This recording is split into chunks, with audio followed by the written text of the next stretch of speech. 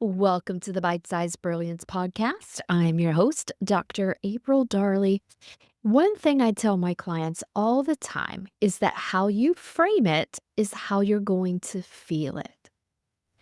And all of us walk around with a subconscious playbook that we don't always know what is written down inside that playbook. It's kept a secret, even from us.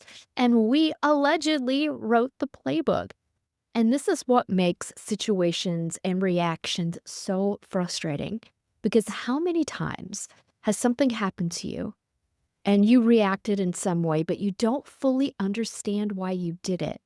And it's only when you're thinking about it later that you realize it was maybe too blown out of proportion, you overreacted, you lashed out in anger, or you had a meltdown.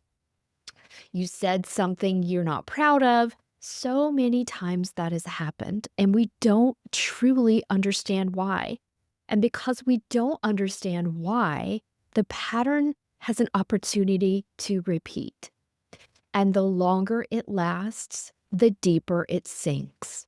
This is what I want you to understand, that a lot of problems are really about framing and perception and not recognizing the pattern or truly understanding the pattern for what it really is.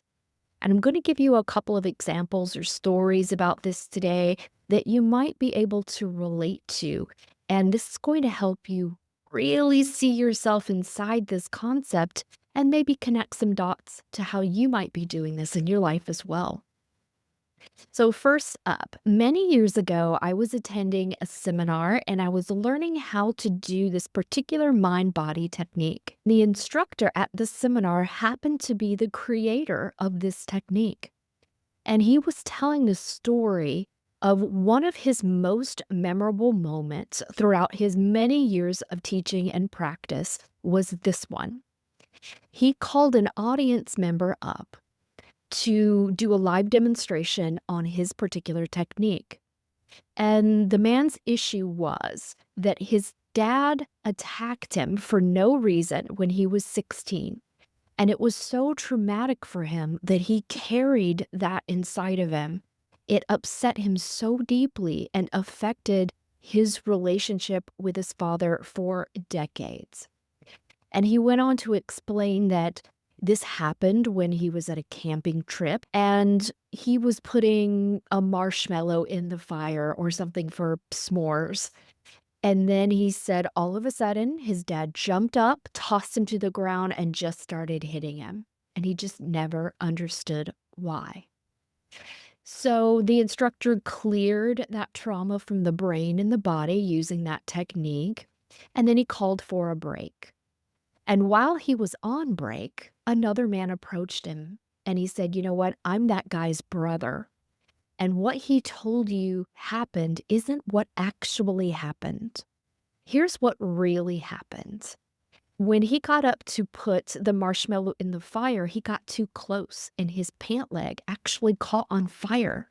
So, what are you supposed to do when you catch on fire? You stop, drop, and roll. But the boy had no idea that he was actually on fire. So, his dad saw it, jumped up, tossed him to the ground to do a little stop, drop, and roll, and was trying to put out the fire by kind of hitting him a little bit to get the fire out.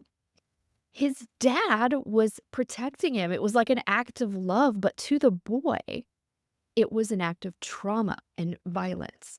And this is what I mean by perception, is we don't always see or feel things in the way they actually happened in reality. We create something called an emotional reality, and we create an entire story with thoughts, with beliefs, and that sinks into our mind and our body and becomes true. It becomes our emotional reality that may or may not correspond to actual reality. And this is why you can have siblings that have the same parents, grew up in the same household with the same circumstances, have two completely different views on the way they were treated as children or different perceptions about the same incident. Even twins don't have the same playbook or experience. Your brain is bespoke. and your playbook is completely unique to you. And one thing that I do for my clients is help you understand the plays that you are running, to help you open up that playbook and to see your version of reality and then hold that up to the mirror of actual reality. Is it true, or do you just think, feel, and believe it's true? Now, the longer things last, the deeper they sink. I mentioned that earlier. And this man who camping example was about, he didn't seek treatment for this trauma for decades. So it had plenty of time to filter down into the subconscious and create all these different connections like tree roots. And I want to give you another scenario that I mentioned to a client of mine just recently. This perception and our personal playbook is exactly why two people have the same experiences. One encounters a trauma with it, the other one brushes it off. Here's how that happens. Now, if you have been driving for a while, if you are above the age of 16, however many decades that is, you have at one point in time had to slam on your brakes to avoid hitting someone. Whether they pulled out in front of you or someone ran a red light, you had to suddenly pump the brakes. Now, person A will go, wow, that was a close call. I'm super lucky, and go on about their day. They might even start to think about other ways of why they're lucky, because they have framed the experience as, yes, it was a close call. I feel my blood pumping, my heart beating. You get that adrenaline. This is normal. This is what's supposed to happen. Your brain and body are doing what it needs to do when you had a sudden reaction to something that was dangerous. All that is normal. But because they didn't feed that danger pathway, they said, I'm lucky. I'm so lucky, and here's how. Your brain perked up and went, oh, they think they're lucky. And you know what? Let's show them more evidence of how lucky they actually are. And that's person A. Person B had the same experience. And when they slammed on the brakes, they also said, wow, that was a close call. I could have died. And what would have happened to me if I died? What would have happened to my kids if I have died? How would they live? How would they function? How could my spouse raise them? What kind of hardships will it be? And then it goes over and over in the mind. And they have now created a pathway that says driving is dangerous. And so now every time they get in the car, that playbook gets activated, that program that says driving is dangerous and you could really die at any moment. And so person B develops long-term anxiety. This is how that happens in real time.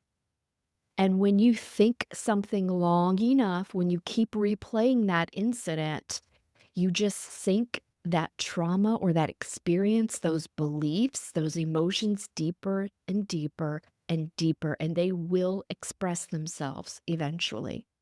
And you may not even connect generalized anxiety anymore with that car accident or near miss you may have had decades earlier, but your brain doesn't forget. And it has created this entire program and playbook on what an appropriate response is. Get in the car, heightened anxiety, heightened threats, keep the nervous system pumped up, keep the thoughts on negative, and let's repeat that. This is why it is so important that when something big happens in your life, that you get in and seek some kind of resolution from your practitioner, whether that's if you actually had a car accident, go see your doctor, go see your chiropractor immediately, because they will tell you, get in while it's fresh and the body doesn't freeze and lock up, not just physically, but emotionally with the trauma. It doesn't sink in. It's still acute. And that is when you want to take care of it quickly, because once it goes chronic, we have to pull it back up from the depths again. And we often have to do that bit by bit by bit by bit. If you're a gardener and you have ever pulled weeds out, you know that sometimes you have to tug really hard and you pull those roots out and you see how many connections they made, and it's a clump. And so the longer you wait to treat something that's bothering you, either through coaching, through your physician, through your primary care provider, or other practitioners in your life, you are giving that thing a chance to burrow deeper and deeper and deeper. And then it makes the cleanup and resolution longer. When something is bothering you, address it quickly to avoid it going deeply. And this is how easy it is to create problems in the mental emotional landscape because the brain is not logical. Like, there's a piece of it is, and we would love our entire brain to be super logical, but the truth is, it's mostly unconscious, subconscious, emotion and survival based, and 97% of the time, it doesn't make sense. And what I do for my clients is to teach them how each of these three brains looks at life, that there's a perception each piece has.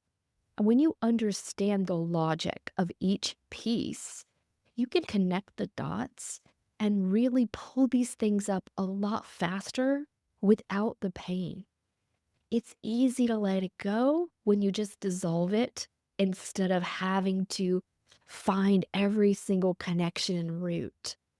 And this is what I can help you do, is to help you actually understand the conversations that your mind and body are having underneath the surface that you don't even know about, but they're making some pretty big decisions about your life. If this sounds pretty good to you, or you resonated with these examples, go to aprildarley.com and you can book a free consultation, and I will connect the dots for you. After I listen what's going on in your life, I can show you how your subconscious is creating a perception that's harmful instead of helpful for you, and exactly how we can get rid of that. All right, my friends, perception is everything, and it's so important to address things as they happen to avoid those deep roots. I'll see you next time, my friends. I hope you have a great week. Bye bye.